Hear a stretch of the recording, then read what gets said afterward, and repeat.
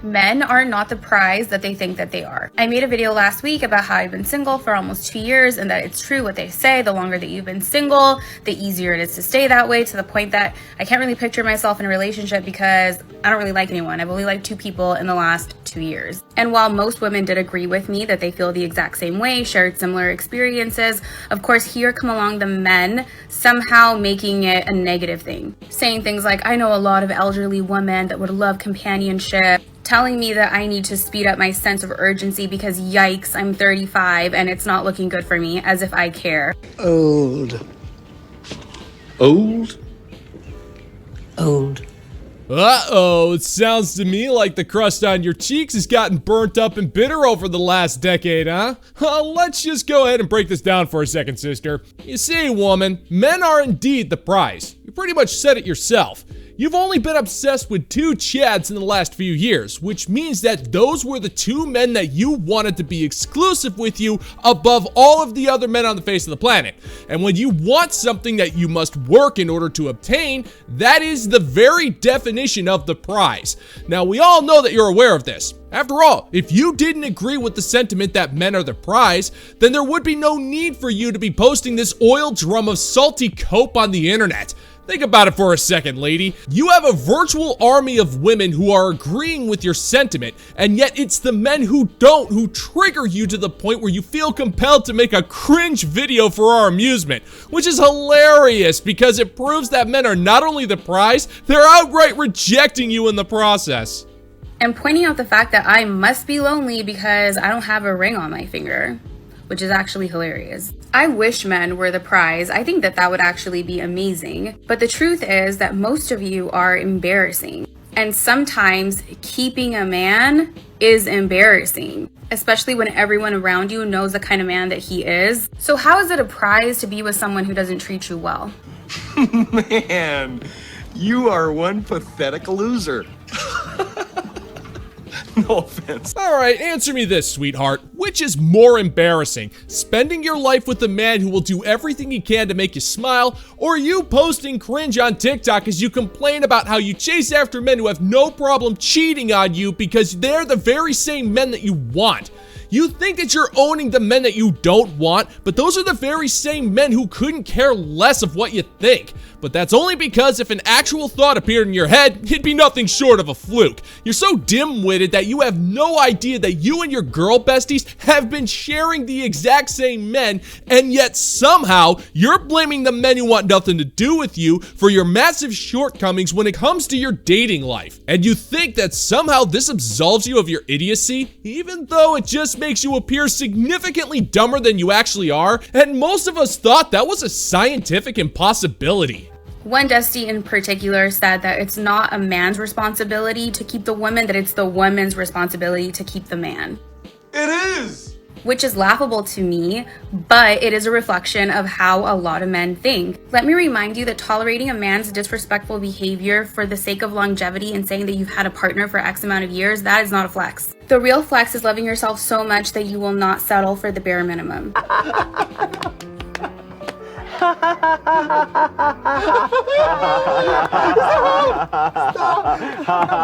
Well, I hate to break it to you, sister, but you are incapable of loving yourself. Just look at your face. It's practically emotionless. Your voice is bland and there's no inflection, and you clearly have a case of the 2000 Chad stare. And you're so fundamentally broken that you're not even capable of thinking for yourself. You just stand there, repeating the same old tired talking points about the bare minimum and loving yourself, even though you can't bring yourself to define such things, and that's because there is no definition. It's whatever you want it to be at any given time, and that way you can blame internet comments for your god-awful choices in life, which is nothing short of hilarious. I mean, you read a comment and then you decided to throw on a pound of makeup, do up your hair, wear something revealing, and then record yourself calling a single commenter Dusty because he said something that you didn't like, and you think this is somehow an own about some guy who was able to ruin your day with less than a sentence.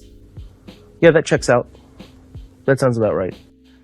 You know, all these guys, they want these women who are like a size 2. And they want these women who drink wine and all this just nonsense.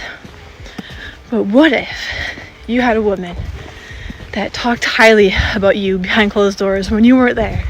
How about a woman who didn't abuse your money and all your hard work? How about a woman who wouldn't entertain other men or cheat on you? How about that?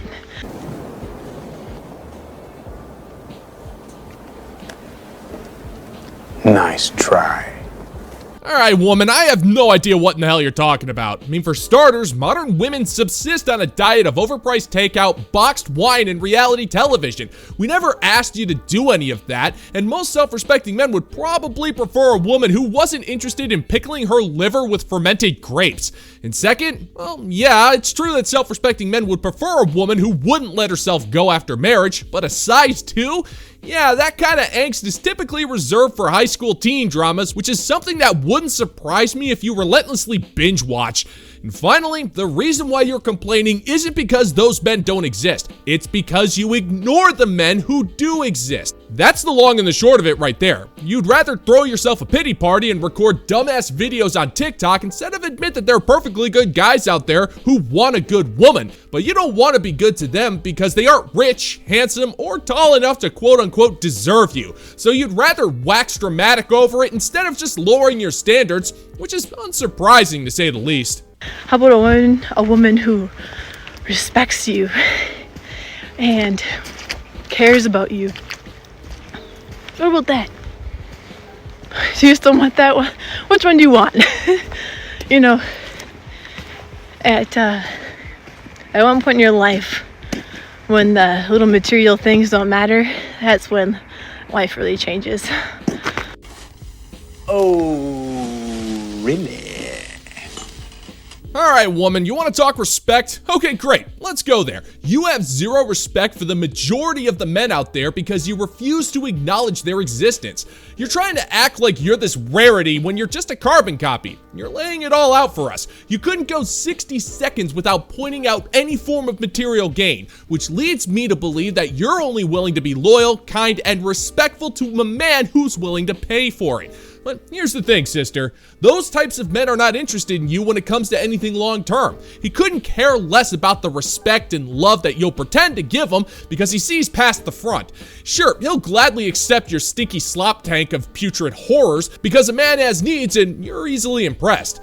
He has zero interest in your soul just so much as you have zero interest in a self-respecting man who doesn't have a grain silo full of money. Which just goes to show that modern relationships are nothing if not purely transactional. That's why I praise the Lord for prostitutes. Hey, Zane, good morning. I hope you're having a fantastic morning. Here's the thing. So I got the message that you don't like my hand tattoos and that they're trash, okay? That's fine. So glad you think that. The thing is, I don't know you, you don't know me, but I did go to your page, and you don't post any videos or anything. Like, you don't post anything. I don't know if you're afraid of what people on the internet may say about you, or maybe you just don't have a life. I don't know. The thing is, you may not post anything, but you do have reposts, okay? So I can see what you repost, and what I have gathered from that is that you repost a lot about God. You repost a lot of Bible verses, a lot of videos about that. Emotional damage. Imagine living a life that's so empty and meaningless that you feel the need to track down a guy and scan his social media for internet comments only to turn around and then passive-aggressively insult him to a relentless degree because of a 5-word comment on your god-awful tattoos. Lady, you literally stalked this man to gather evidence and try to denigrate his character because he didn't like your body modifications. Now, sure, there are plenty of tattoo artists out there who do fine work, but then again, you clearly don't go to those people. And even if you did, all it tells us is that you're impulsive, irresponsible with your money, and so insecure with yourself that you need to put a guy on blast for the horrific crime of disagreeing with you. I mean, that's the thing about modern women. They honestly believe that the entire internet must not only agree with every single garbage point they make, but that they must be nice to them. Like, woman, have you never heard of the internet? If you're going to be flying into that particular airspace, you're going to have to expect a little flack in return. And the thing about reposting those things is I also don't think that God likes ugly.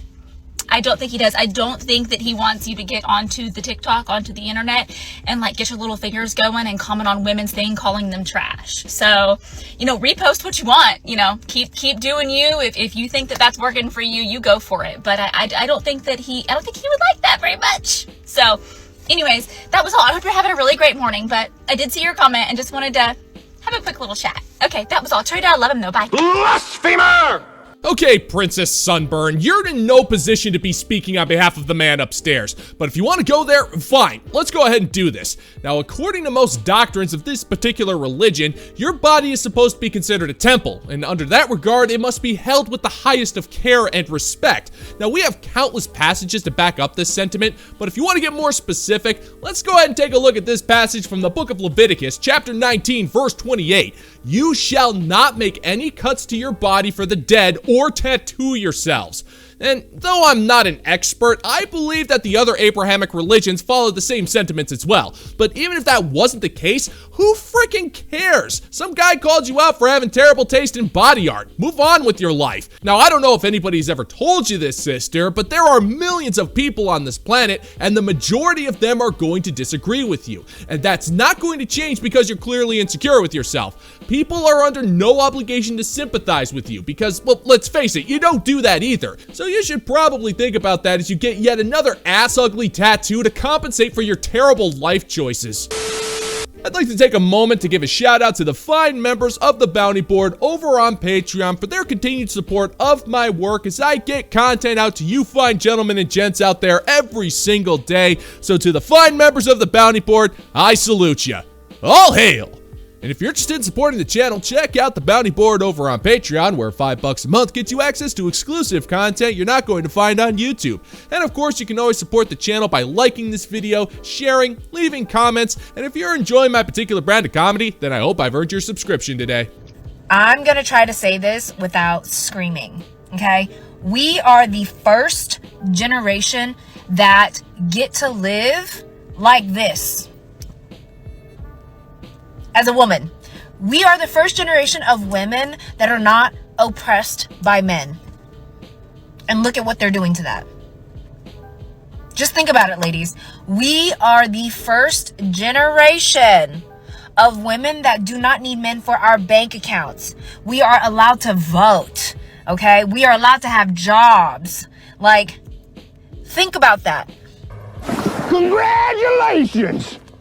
Alright, woman, I've given this the required half second to think about what you've said, and I've already come to the following conclusion. Now, I have no idea if you're a millennial or Gen Z, and considering that Gen Z is aging like a carton of milk on a hot summer's day, it really doesn't matter, because either way, it just proves that you're a friggin' moron.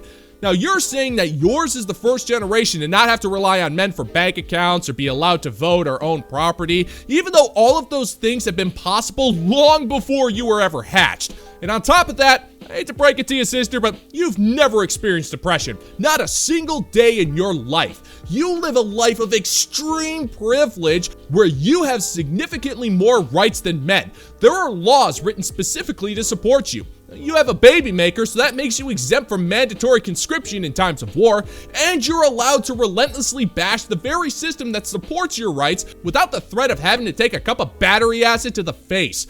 So when you put all that together with a how do you do, then you have it pretty good, and anything else you say is subject to relentless ridicule from yours truly. Look at education. Look at the rate of which women are graduating. There are more women graduating college that have a higher level of education than men. And guess what's happening? They are terrified. They are terrified. They're like, rein it back, rein it back. We can't give these women that much power. We have had 55 years of basic human rights as women, where our husbands were not allowed to oppress us. What? Oh boy, I hate to break it to you, sister, but the education argument just shows that maybe you were better off submitting to a man.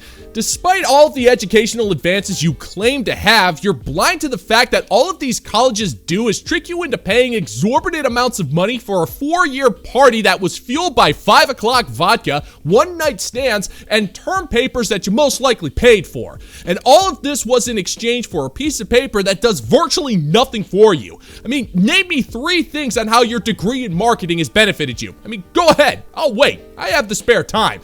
Your education has done nothing for you, and you're sitting there thinking that women didn't have the right to vote, own property, or have a bank account until 1970, which is literally 55 years ago, as you stated. Which leads me to the conclusion, the rather logical conclusion, that you learned absolutely nothing during your tenure at college. So answer me this, sweetheart. Who's the dumber one? The woman who dropped 80 G's on a worthless degree, or the men who had enough common sense to not bother getting into that kind of debt?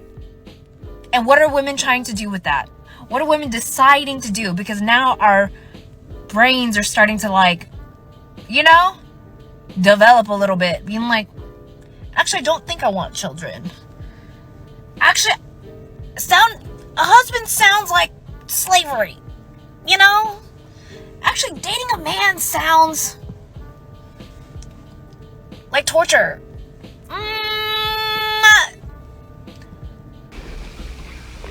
I must have missed 60 minutes. What are you saying? Woman, if you think that marriage is slavery and dating is torture, then there are plenty of former POWs out there who'd love to have a civilized chat with you on the subject. I mean, seriously, lady, you can't even form a coherent sentence.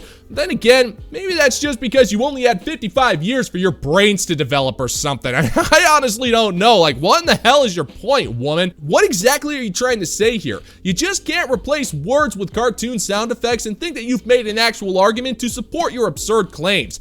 You proudly proclaim that you're going against your basic biological instincts to breed, which is something that I promise you'll grow to regret later. Your terrible taste in men has somehow grown into a representation for all men everywhere, and the more you open your mouth hole, the more you're just proving the point that with all of this freedom you claim to have and all of this liberation from oppression that you've apparently made has just made you dumb to the point where you literally can't speak English to get your point across.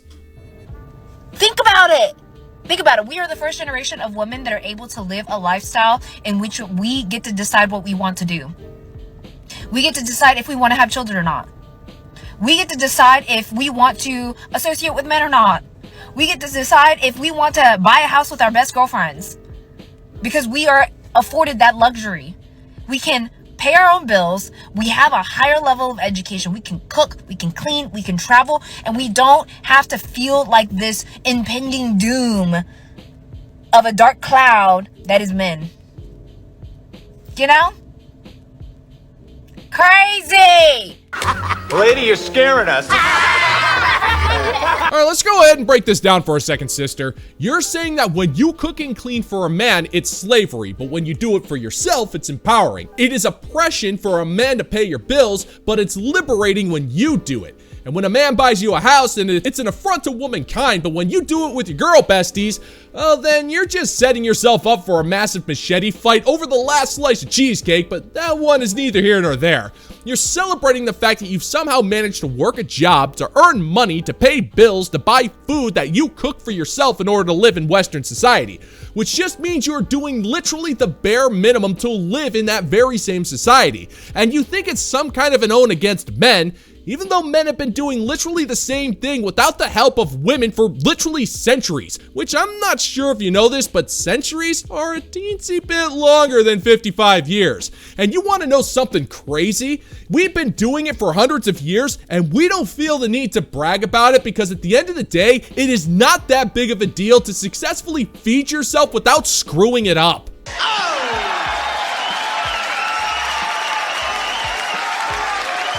And that's gonna do it for today's video, gentlemen and gents. And as always, if you find that my particular brand of comedy is bringing you to the brink of laughter, then why don't you scroll on down and click that like and subscribe button.